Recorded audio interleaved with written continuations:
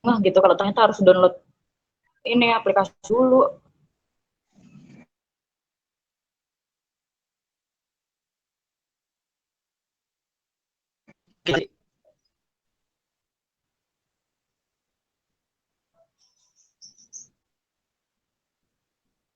Selamat sore buat teman-teman yang baru bergabung.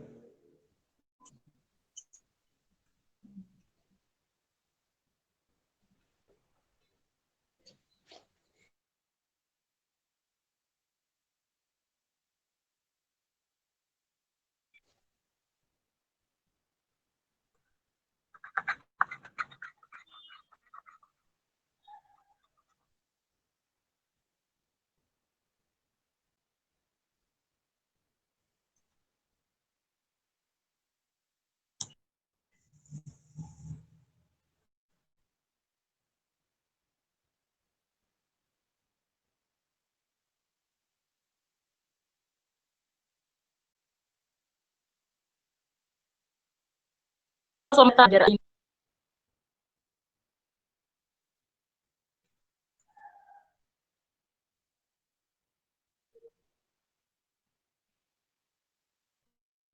nih kayaknya juga pemateri udah masuk. Selamat siang Bang Kandarustan. Bang Herak sudah masuk. Pemateri yang pertama juga udah masuk nih. Mulai aja.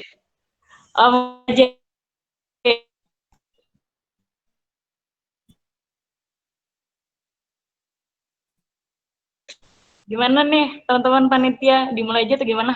Oh.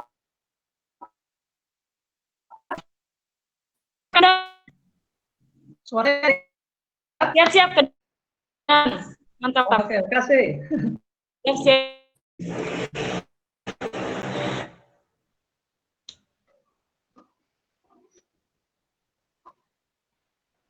Ini gimana Bang? Mulai ya? Mulai aja. Oke, kita mulai. Bismillahirrahmanirrahim. Assalamualaikum warahmatullahi wabarakatuh. Selamat siang menjelang sore dan salam sejahtera untuk kita semua.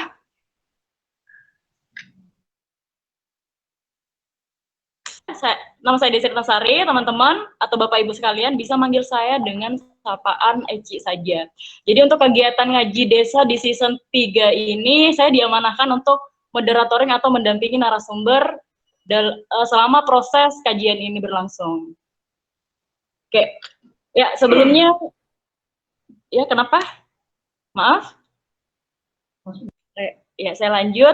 Sebelumnya saya mewakili teman-teman kepanitiaan dari pengurus IBDA Indonesia mengucapkan mohon maaf yang sebesar-besarnya kepada seluruh audiens atas segala keterbatasan yang menjadi kendala kami. Tentunya juga menyampaikan terima kasih yang sebanyak-banyaknya karena audiens dan utama narasumber sendiri sudah mau atau sudah bersedia dan antusias mengikuti atau berpartisipasi dalam kegiatan atau agenda kajian ini. Ya, teman-teman, untuk saya manggilnya teman-teman atau kawan-kawan aja ya, nggak apa-apa ya. Kalau Bapak Ibu terlalu gimana ya? Terlalu antara ketuaan atau gimana? Jadi kayaknya lebih supaya lebih rileks aja. Jadi nggak apa-apa ya, saya manggilnya kawan-kawan atau teman-teman aja. Mumpung jiwa-jiwa mudanya juga masih semangat gitu kan.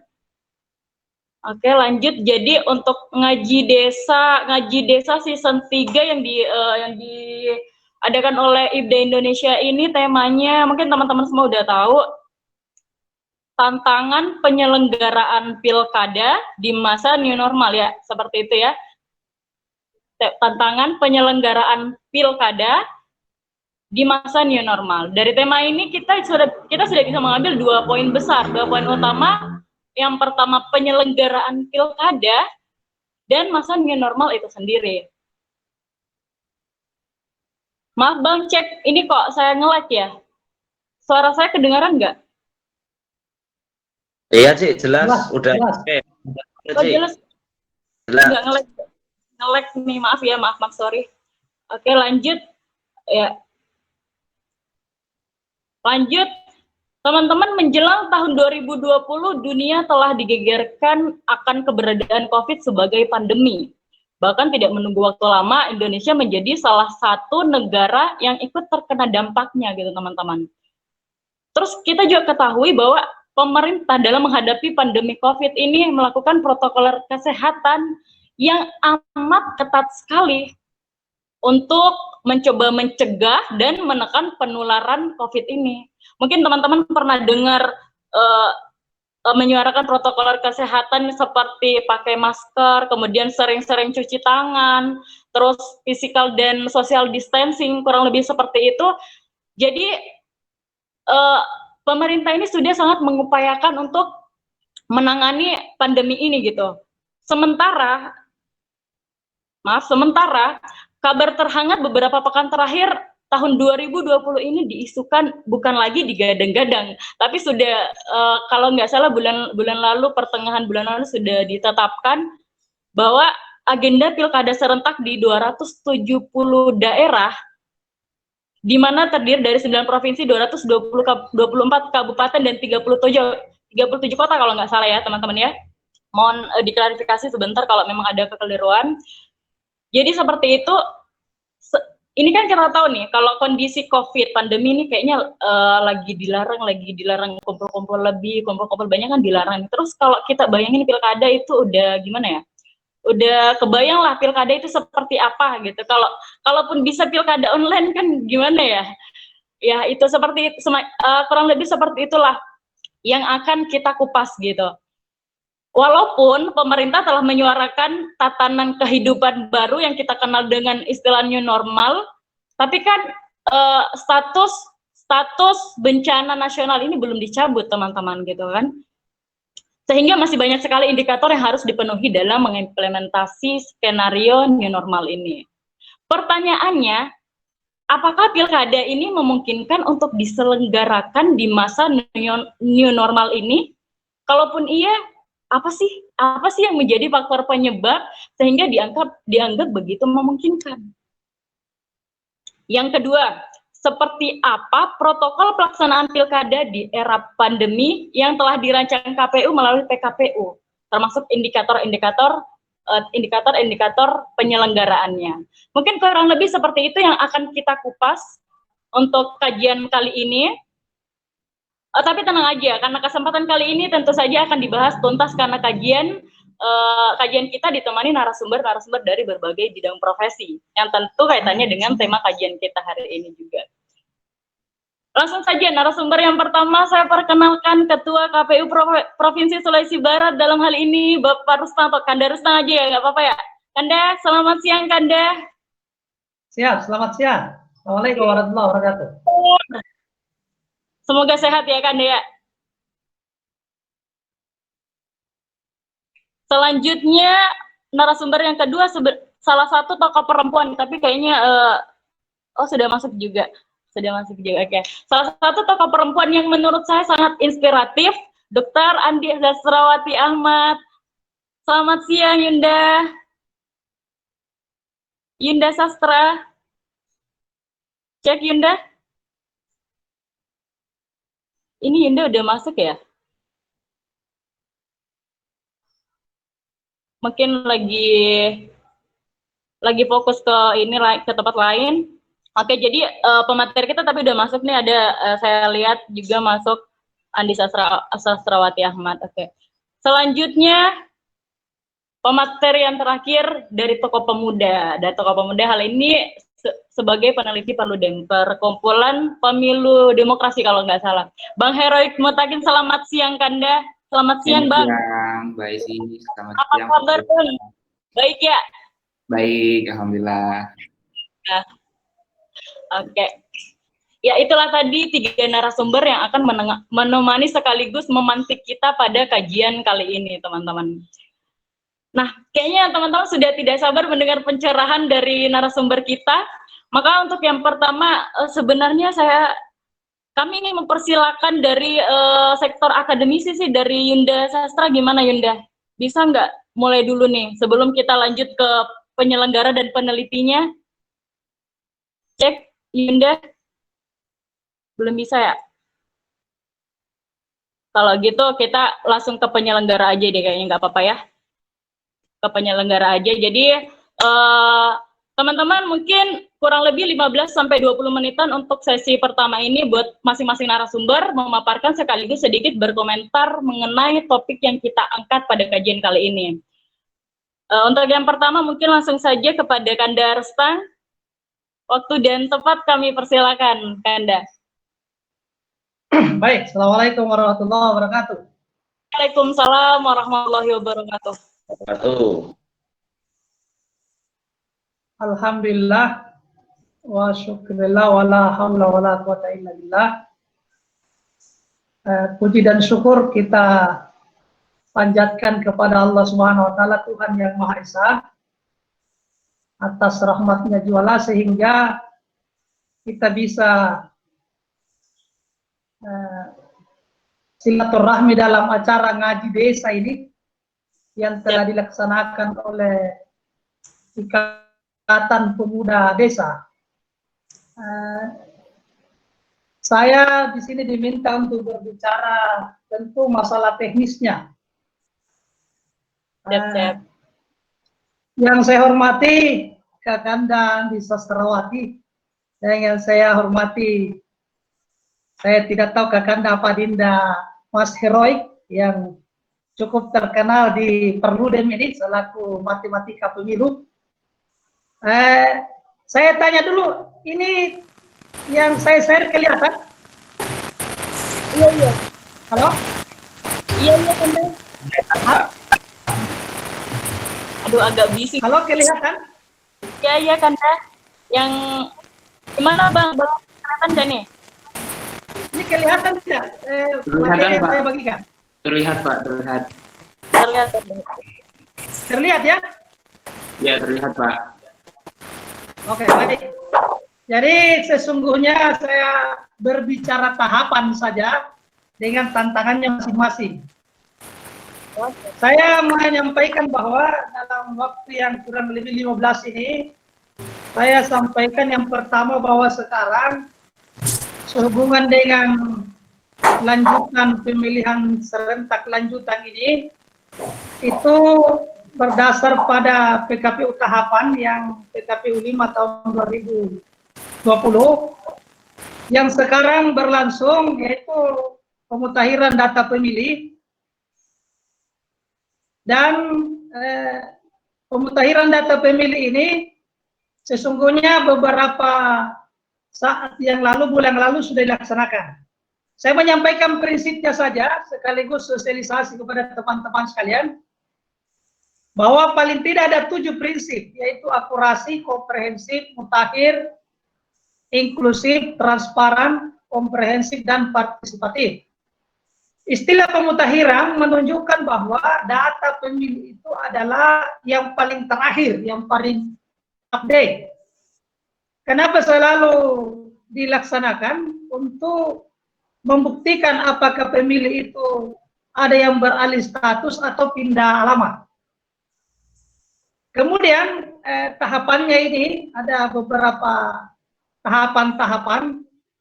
Yang perlu kami sampaikan bahwa tanggal 15 Juli sampai 13 Agustus itu adalah gerakan coklik serentak.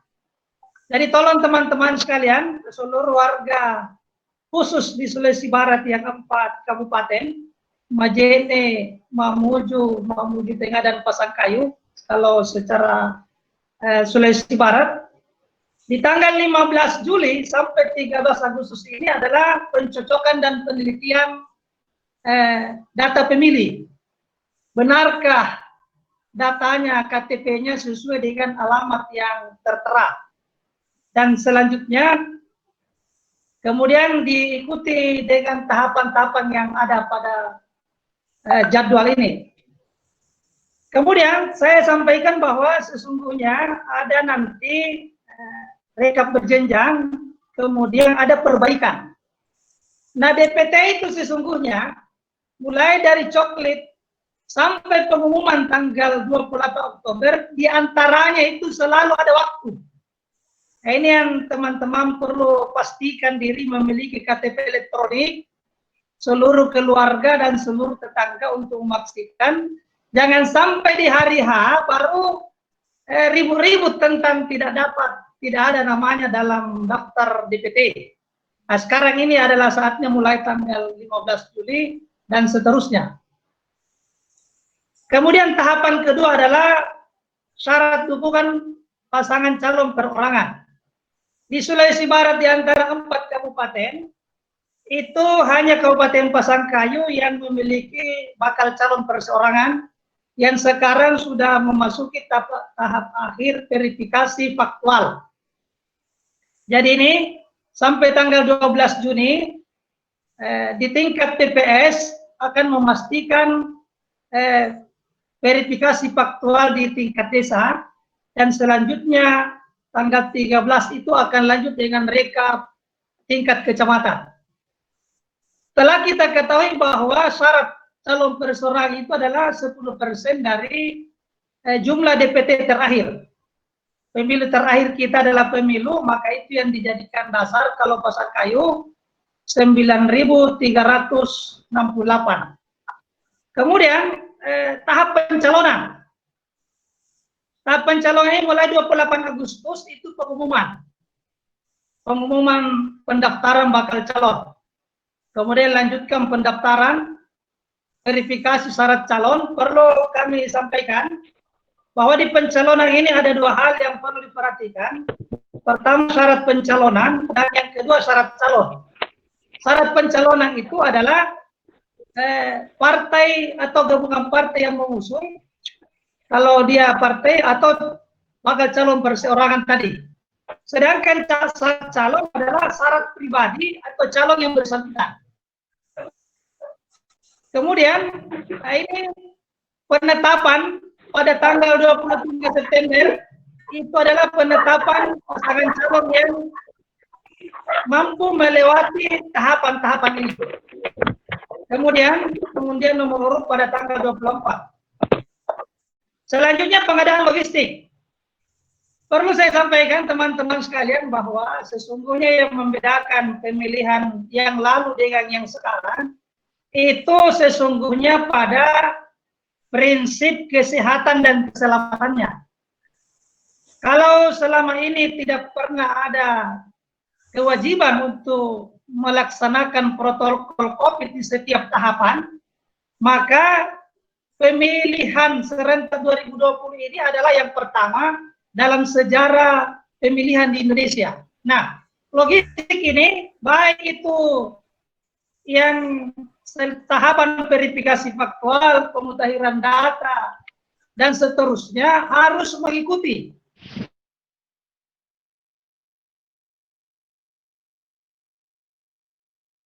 masker dan sanitizer dan menjaga jarak.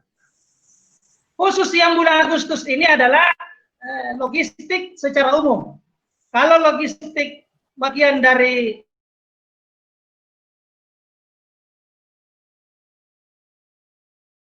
selanjutnya adalah masa kampanye. Masa kampanye itu adalah 3 hari setelah penetapan calon, yaitu 26 September sampai 5 Desember. Pertemuan tatap muka terbatas dialog.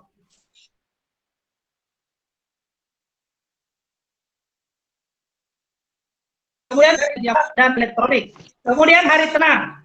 Teman-teman sekalian, tolong diingatkan teman-teman di masyarakat bahwa kalau masa tenang saat itu tanggal 6 sampai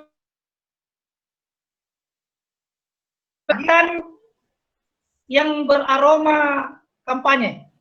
Karena itu sudah dianggap pelanggaran. Kemudian terakhir adalah tungsurakap. Tanggal 9 Desember adalah hari H. Inilah hari yang dinanti-nantikan, tanggal 9 Desember, hari pemilihan untuk menyalurkan aspirasi masyarakat. Kemudian rekapnya pada tanggal 9 itu pula, dan penyampaian ke PPS dan seterusnya. Kemudian tanggal 13 sampai 17 Desember itu adalah penetapan di Pilbuk bagi kabupaten, dan 16 sampai 20 Desember adalah penetapan Pilgub. Tantangan yang utama adalah penerapan protokol COVID di tiap tahapan. Kemudian kedua, akurasi data, DPT khusus pemilih yang pindah-pindah atau kegandaan data pemilih. Kemudian partisipasi pemilih kalau Sulawesi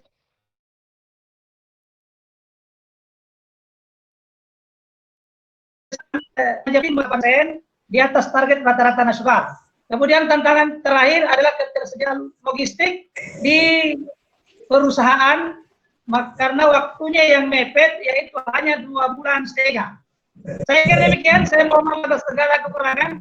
Saya kira ini adalah komentar untuk bahan diskusi kita.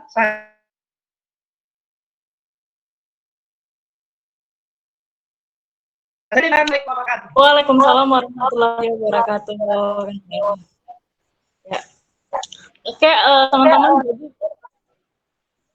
jadi pemaparan dari pemateri kita yang pertama tadi, saya menyamping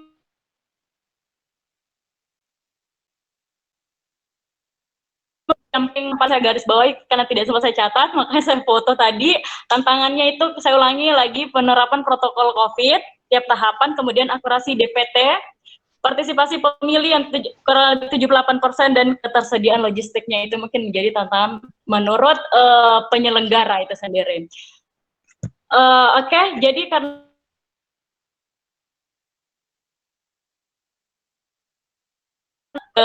bisa ya Yunda ya?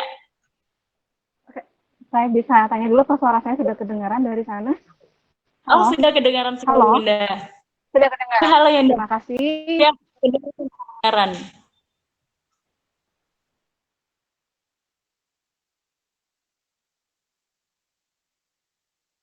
Nah, yang memaparkan yang kedua atau gimana nih? Atau ke Bang Hiraki dulu? Sektor akademisi dulu atau gimana nih? Halo.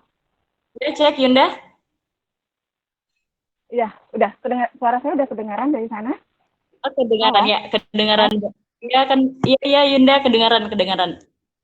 Ya, udah. Oke, terima kasih ya. Saya yang kedua ini ya, setelah Pak Rustam ya. Mohon izin. Iya. Soalnya saya juga ada rapat, kalau bisa dahulukan dulu. Saya mau ucapkan dulu deh, selamat deh kepada Pak Rustam. Lama nggak ketemu Pak Rustam.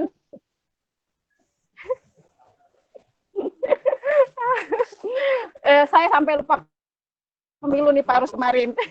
Oke, saya lanjut aja ya. Terima kasih saya ucapkan kepada teman-teman dari ISDA karena sudah berkesempatan gitu ya mengundang saya di acara ini rutin dilakukan diskusi seperti ini. Ini bagus sekali buat teman-teman. Saya juga ingin mengucapkan assalamualaikum kepada